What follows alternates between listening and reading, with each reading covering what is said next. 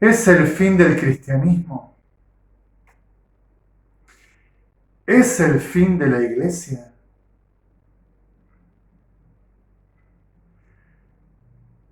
De nuevo, a modo de un compartir fraterno, sin intentar hacer una conferencia o una clase académica, algunas reflexiones, meditaciones, casi en diálogo de hermanos.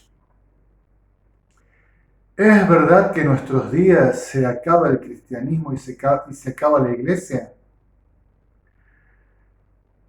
Claro, esta pregunta parecería desde el comienzo inadmisible para alguien que tiene fe. Sin embargo, podríamos decir que se escucha en nuestros días. Y estamos seguros de que hay quienes desearían que esto se haga realidad. A estas dos preguntas, que son claramente distintas, es el fin del cristianismo, y allí englobaría a todas las confesiones cristianas.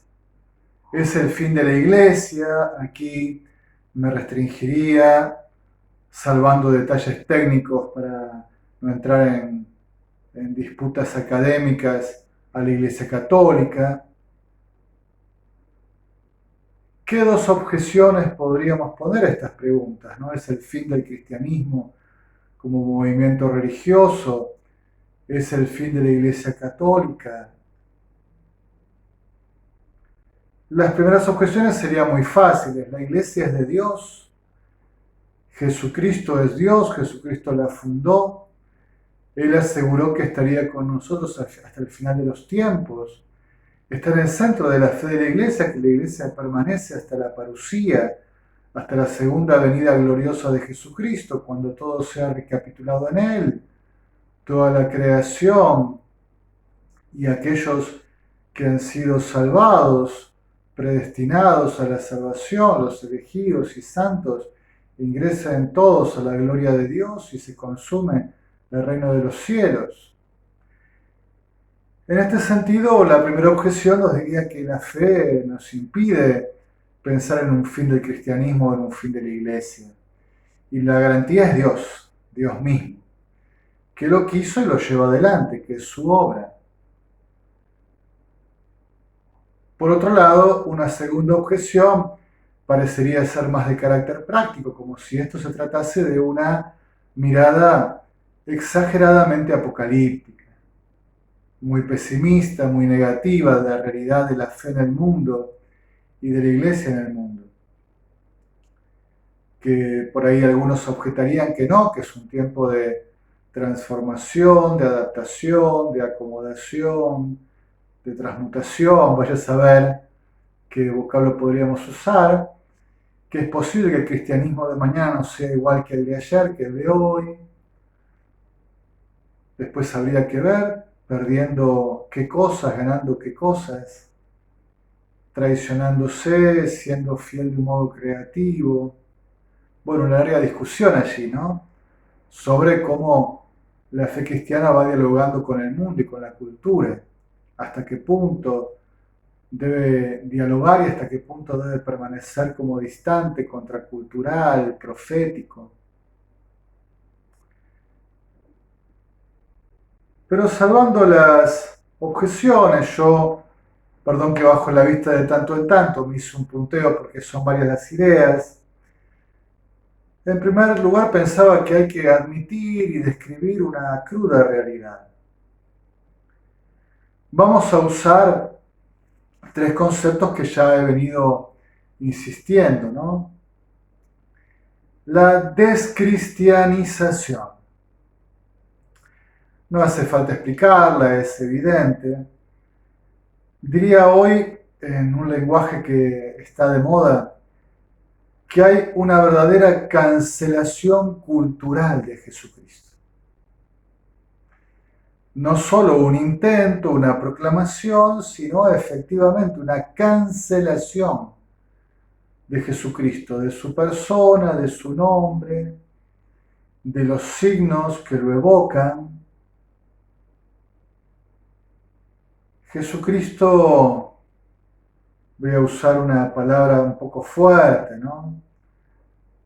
no solo está siendo negado, sino que está siendo como desaparecido de la cultura. También una apostasía.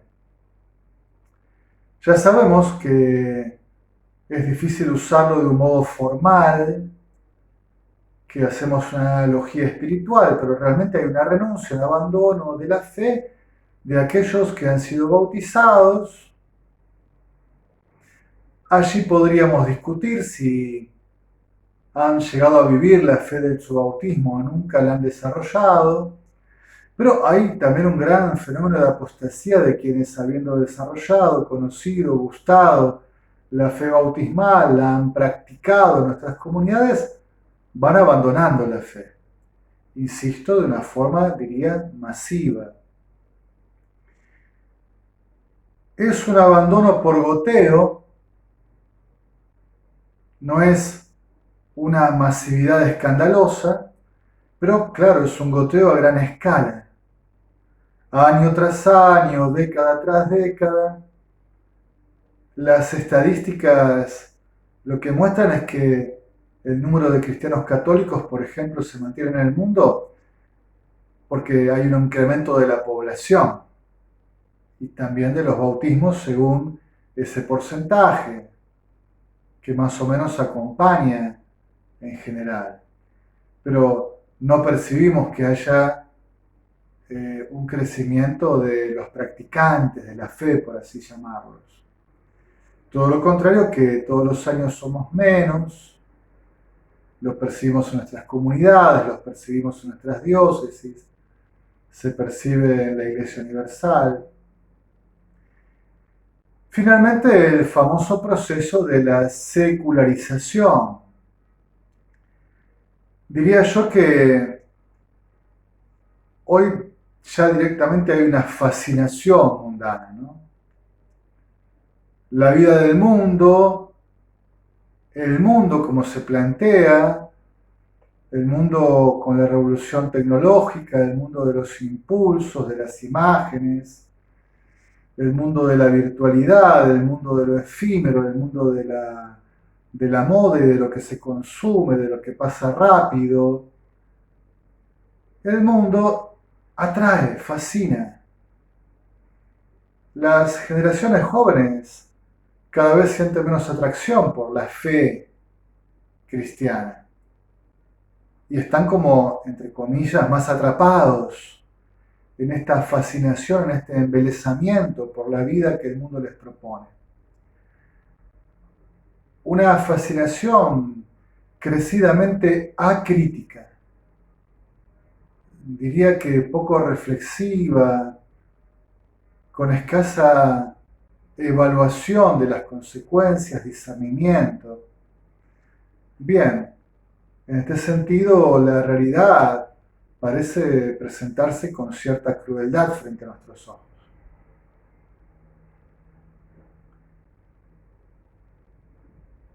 Descriptivamente, uno podría hacer el punteo, no exhaustivo, de las primeras cosas que se vienen a la mente y a la experiencia y a la memoria. Una iglesia envejecida. En algunos lugares del mundo esto es muy evidente, en algunos países europeos y en general en toda Europa el promedio de edad de los que practican la fe es muy elevado. Pero también en nuestras comunidades, yo estoy aquí en Buenos Aires, en Argentina, y nuestras comunidades tienen gente de un promedio de edad muy alta, ¿no? A veces dirigentes de 60, 70 años, inclusive 80. La generación intermedia, 50, 40, 30, que es la más productiva, perdón que lo diga de esta forma, la que está en la capacidad de hacer un gran movimiento en todo sentido, es la que está más ausente. Los jóvenes, muy ausentes hoy comparado con una década, 2 décadas, 3 décadas atrás. Muy ausentes, mucho más inestables, con procesos de maduración mucho más largos. Los niños, ya lo sabemos, vienen por la catequesis para el curso de los sacramentos y luego ya no quedan entre nosotros.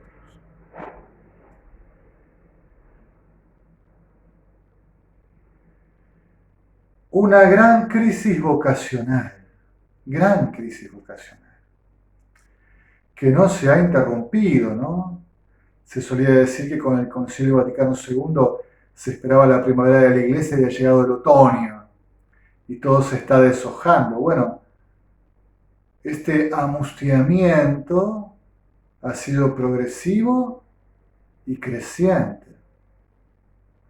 Hoy ya percibimos que hay órdenes religiosas, congregaciones, comunidades religiosas enteras de consagrados que están, yo diría, en peligro de extinción, al borde de cerrar. Percibimos que cada vez son menos las vocaciones, los que se hacen el planteo vocacional, que además hoy, por esta maduración tardía, se hace justamente en otra etapa de la vida. Ya hoy empezamos a ver en la vida consagrada y en los seminarios que de a poco el grueso de los que ingresen van a ser personas mayores de 30 años. No estamos lejos de eso, que lo que antes se considera una vocación madura empieza a ser una vocación habitual.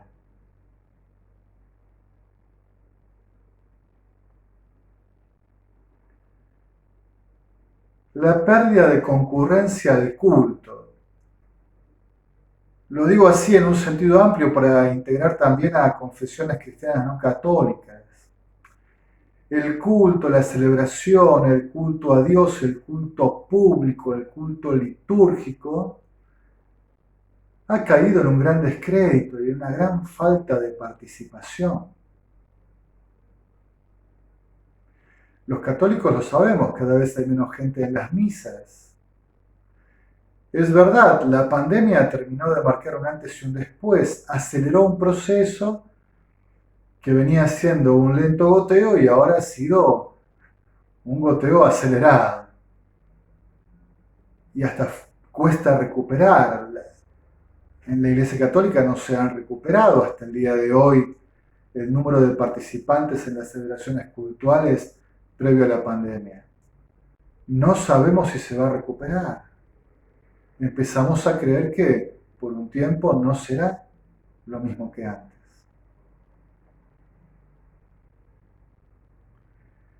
Yo percibo también el peso de la repetición. Repetimos prácticas, fórmulas pastorales, costumbres.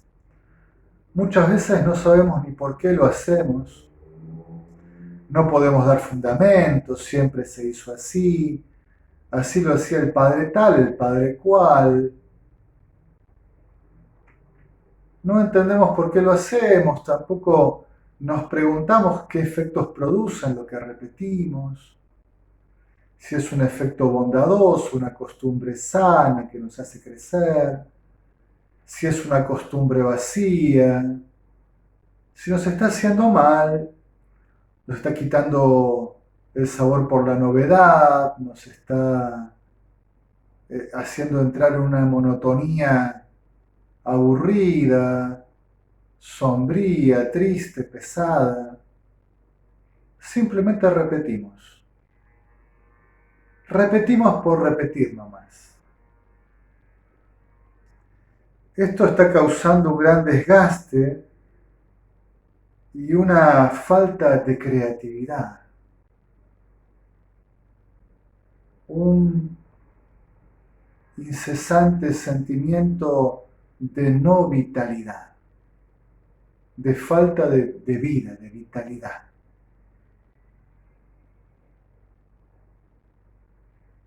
También creo que hay un cierto reduccionismo sociológico, podría llamarlo así. ¿Qué quiero decir con esto? Bueno,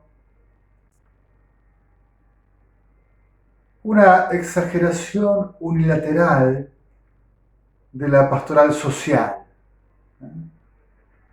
Y entonces, ni siquiera me animaría a decir de la caridad, de la pastoral caritativa, porque a veces no veo que lo hacemos unidos a Jesucristo, sino a prácticas políticas, prácticas comunitarias, más parecido a organizaciones no gubernamentales, sociedades de fomento, fuerzas vivas, clubes bien intencionados, colectivos de gente que arma solidaridad y se organiza un poco espontáneamente por las redes.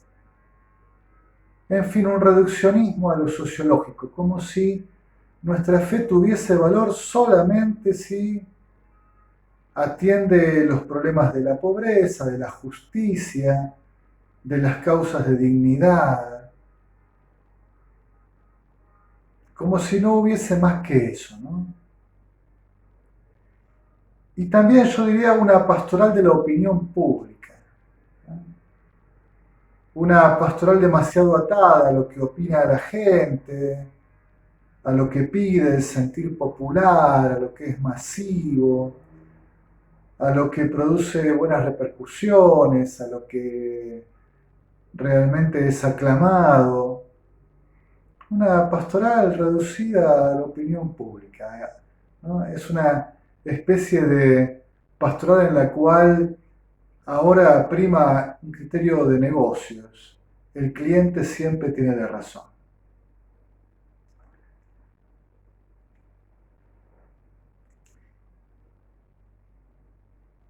Esto hace que vayamos cayendo en una especie de indiferenciación, a que la iglesia, los cristianos, nos parezcamos cada vez más a todos, lo cual no es malo, pero claro, parecido a todos. ¿Cuál es nuestra identidad?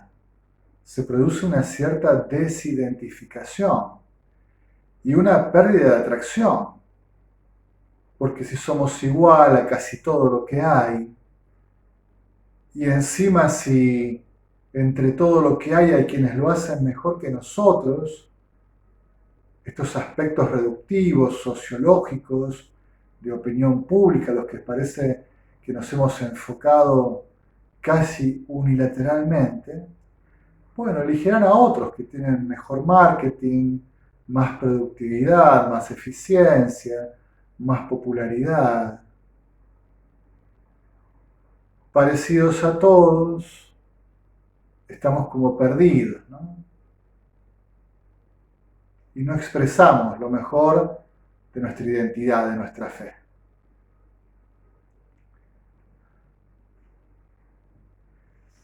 También hay algunos signos de vitalidad. Hay que valorarlos profundamente. Por ejemplo, hay iglesias en el mundo que parecen que son vitales. Son iglesias extremadamente perseguidas y martiriales.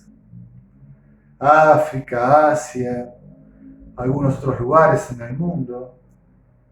Claro, parece como contradictorio, pero allí donde parece haber más oposición y menor acomodamiento al estilo mundano, también parece que hay florecimiento.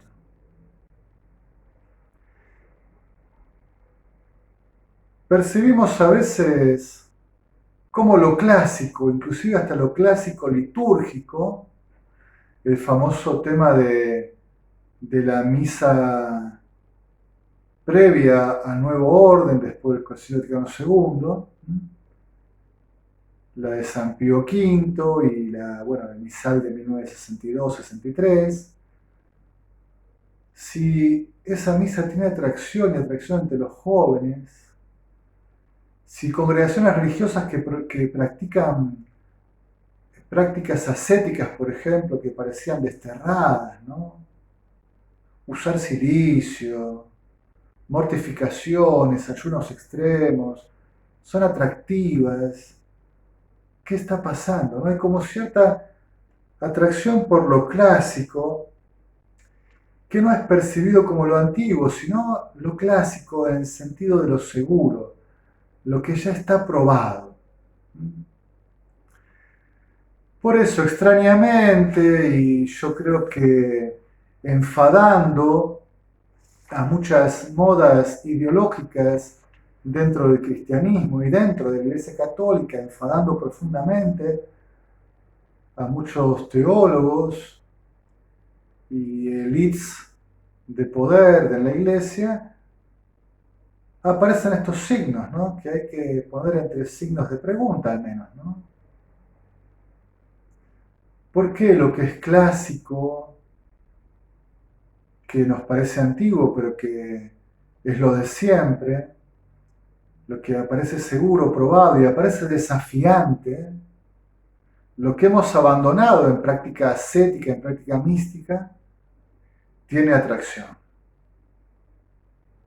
¿Por qué en aquellos lugares donde la iglesia es perseguida, es martirial, a veces es minoritaria porque realmente está muy acechada, sin embargo, así casi contraculturalmente empieza a ser floreciente?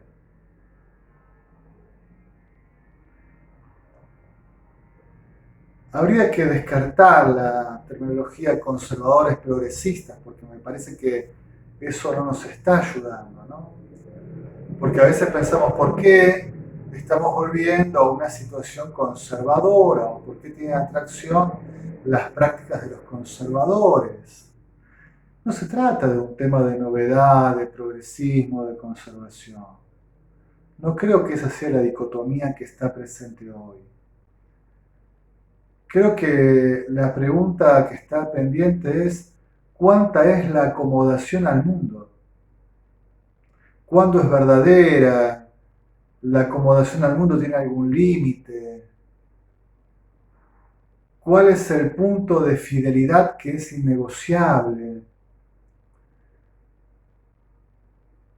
¿Cómo retomar la santidad como deseo, como aspiración? Bien, algunas perspectivas hacia el futuro. La profecía, ¿no? O sea, ya hemos escuchado muchas veces esto de que este es un tiempo de una gran purificación, lo han dicho distintos pensadores. Creo que es así, que estamos en una gran purificación, ha comenzado hace un tiempo, y yo diría que recién hemos empezado quizás a acercarnos más al clímax. Tampoco creo que estemos en el clímax de la purificación, creo que todavía nos falta un trecho, aunque nos asuste.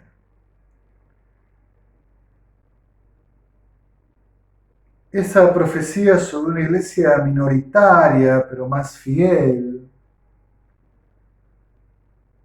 más pequeña, pero de mayor calidad en la vida de la fe.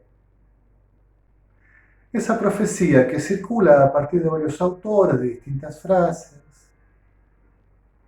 es una profecía por discernir, por verificar,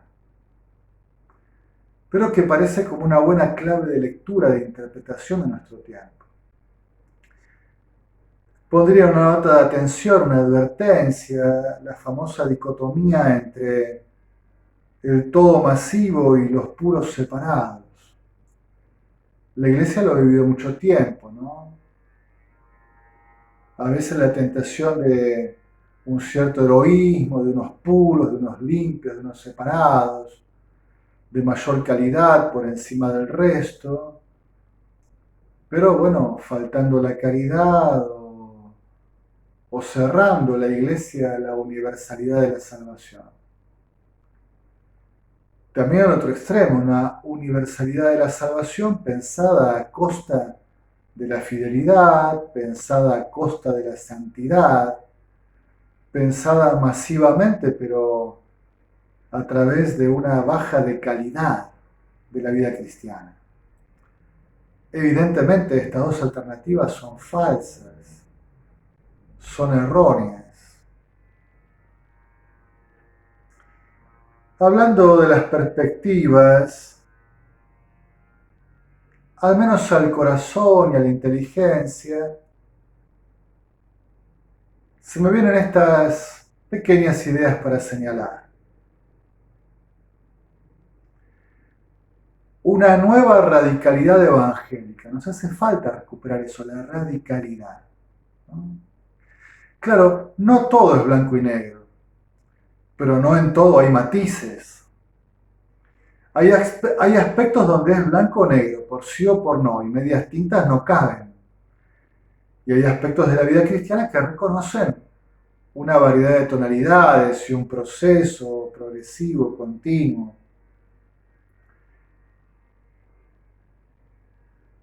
Creo que hemos perdido un poco esa perspectiva de la radicalidad, de Dios como el absoluto. Nos hemos involucrado demasiado con la mediocridad, con la medianía, con un promedio que nos impide crecer, un estándar que ya no aspira a alcanzar la cumbre de la santidad. Un nuevo anuncio de la radicalidad evangélica, ¿no? Como tantos santos, ¿no? Que leyendo aquel pasaje, si quieres ser perfecto, vende todo lo que tienes, dáselo a los pobres y después ven y sígueme. Cuánta vida religiosa, cuánta reforma de la iglesia ha comenzado por ahí, ¿no? Aquella frase famosa de Jesús cerca de Jerusalén anuncia 3 veces la pasión, la cruz. Y en la primera instancia ya aclara, si alguien quiere venir detrás de mí, que renuncie a sí mismo, que cargue con su cruz y que me siga. ¿Cómo recuperar esta palabra fundante del discipulado, ¿no? ¿Cómo recuperar una decisión fuerte, total, integradora por Jesucristo? Para que no sea un apéndice, un agregado o algo negociable, o puesto entre paréntesis en algunas ocasiones, postergado. A veces nos eximimos de Jesucristo. Ponemos rápidas excepciones al Evangelio por esta cosa o por la otra. La pandemia ha sido un claro ejemplo de excepciones al Evangelio, de mitigación de Jesucristo. Cómo encontrar una nueva radicalidad en los aspectos que hay que tenerlo. Una decisión fuerte, total e integradora por la fe. Una reserva de la fe como un retomar las fuentes. Yo creo que esto estaba en la dinámica del Concilio Vaticano II.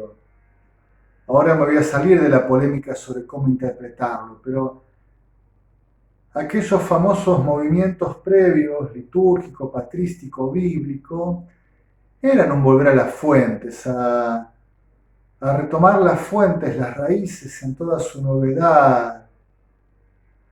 Si querían quitar algo del pasado, de la historia, no era quitar porque era antiguo, porque estaba en el pasado, sino que intentaban reencontrar la fuente en toda su pureza. Quitar quizás adosamientos o pesos inútiles o costumbres quizás que ya no estaban a la altura de los tiempos nuevos, pero volviendo a la fuente, a la originalidad de la fuente. Y esto es a la tradición apostólica, a la Sagrada Escritura, a los padres de la Iglesia, a las primeras generaciones cristianas.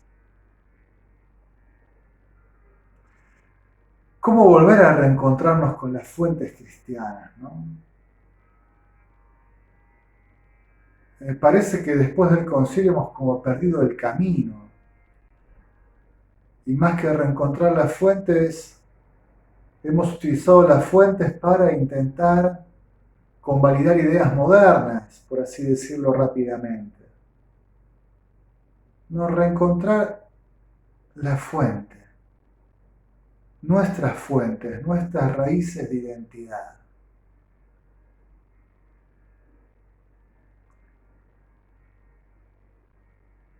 Probablemente es urgente una nueva pedagogía de la vida espiritual.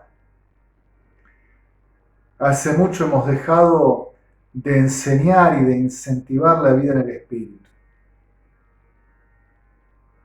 Hemos cultivado devociones y devociones populares, pero no hemos enseñado, por ejemplo, a orar en profundidad, a encontrarse con Dios en profundidad,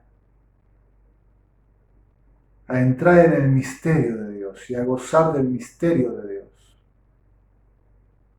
a ser transformados realmente por su amor en una experiencia de comunión unitiva, mística, en el sentido lato del adjetivo del misterio, ¿no? De quien participa del misterio.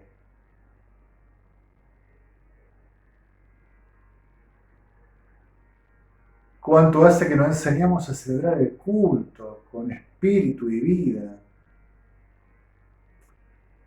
Seguramente tocaré este tema en algún apartado, ¿no? La celebración de la Santa Misa, pero qué poca espiritualidad. A veces parece un trámite, ¿no? Una repetición de una cadena de ritos. No parecemos gozar, entender, comprender, gustar lo que cada momento y cada elemento de la vida litúrgica supone. Y generalmente nos vemos actuando a nosotros. Raramente encontramos cristianos que perciben en la liturgia la acción de Dios. La acción de Dios, porque la liturgia, el culto es obra de Dios también, junto con nosotros. No sin nosotros, pero primariamente obra de Dios.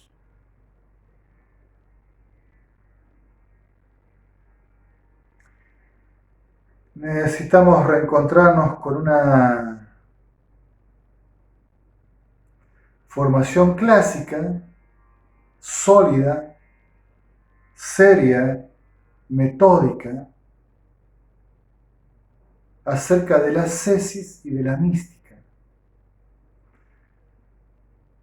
Reencontrarnos no quiere decir repetir.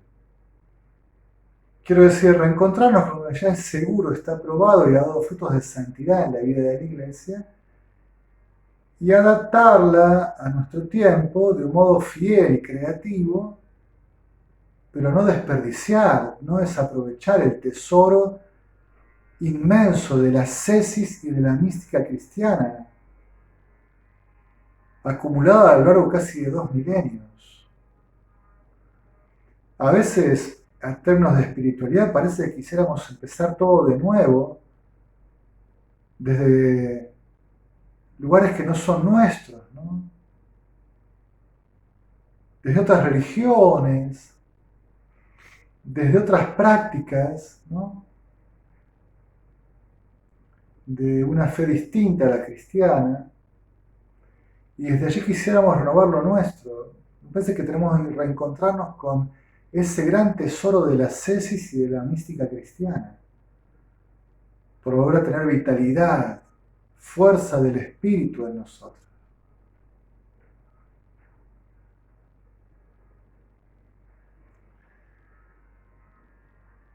Un nuevo teocentrismo.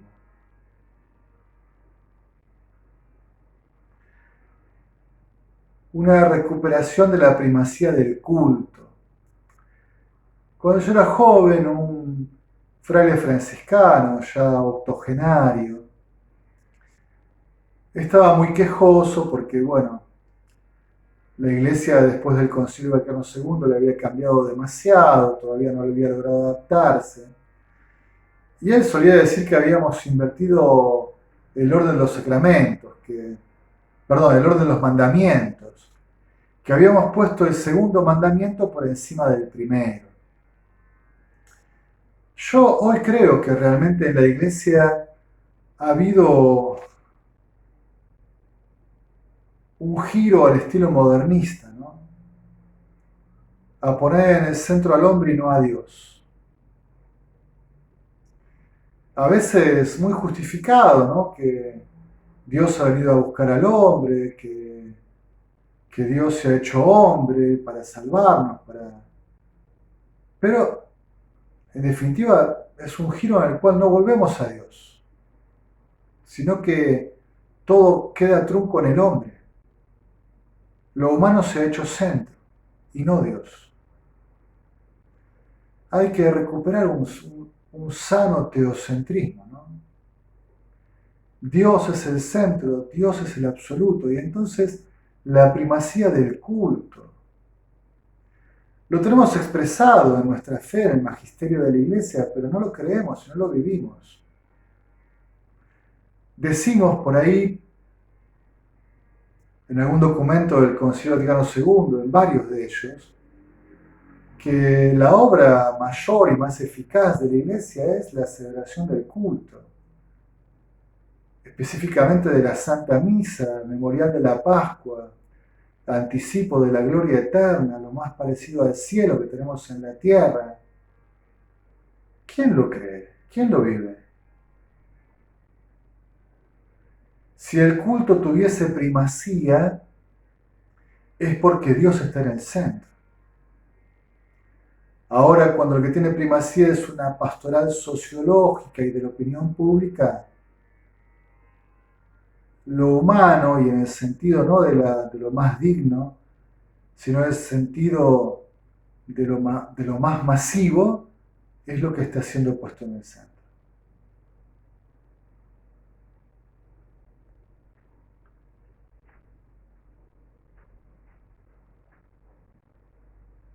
Una nueva fuga mundi, el desierto. Cuando hablaba de esto de volver a reservar la fe, volver a las fuentes, la fuga mundi no es una evasión, es una aspiración de santidad. Yo diría que es un movimiento contracultural, en un sano sentido apologético, un no permitir que la fe sea mundanizada y caiga en la mediocridad o se baje la calidad de la vida en el espíritu. De nuevo, me parece que el desierto está delante de la iglesia y que debe descubrirlo y asumirlo y aceptarlo. De nuevo, me parece que tiene que reencontrar, como apartándose, no evadiéndose, tomando una distancia, aquello de estar en el mundo sin ser del mundo, tiene que tomar una distancia para reencontrar su identidad. Tiene que retirarse al silencio, del desierto, de la oración, de la escucha de la palabra, para renovar la alianza con Dios, para retomar la pureza y la primacía de esa alianza con Dios.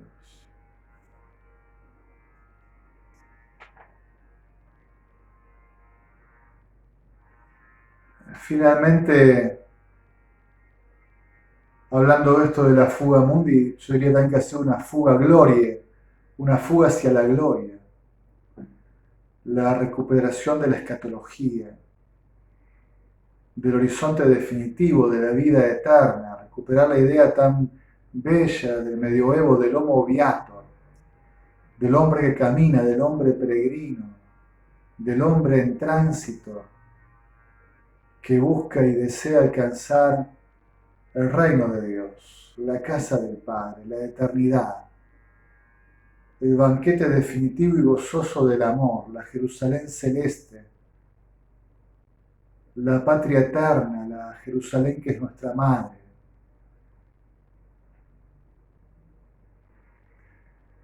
Creo que también para que la iglesia encuentre de nuevo vitalidad hace falta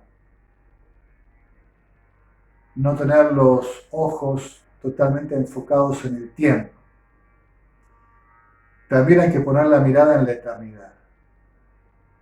O mejor dicho, volver a poner la mirada en la eternidad para comprender cuál es el sentido del tiempo. ¿Es el fin del cristianismo? ¿Es el fin de la iglesia? Claramente que no. Porque tenemos fe, podemos afirmarlo y estar seguros de ellos en Jesucristo el Señor. Pero ciertamente es un tiempo de una gran purificación que todavía no ha llegado a su clímax, a su cima. todavía hay tiempo de tormenta, de tremenda tormenta por afrontar. Y el que no está firme será llevado por el viento, por el huracán de los tiempos.